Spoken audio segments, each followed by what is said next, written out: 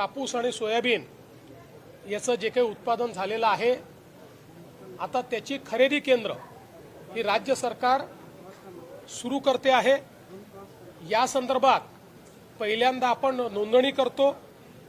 याची सुरुवात 30 तारखेपासून आम्ही करतो। त्यामुळे सर्व शेतकऱ्यांना माझी विनंती आहे की कोणीही हमी भावापेक्षा कमी भावामध्ये व्यापाऱ्यांना माल विकू नये।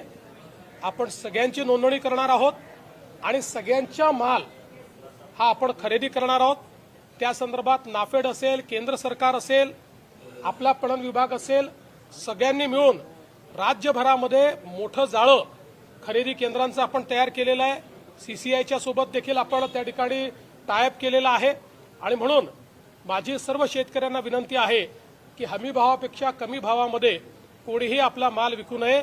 त्यांनी सरकारकडे रजिस्टर करावं आणि सरकारला तो माल विकावा किंवा सरकारी केंद्रावर द्यावा।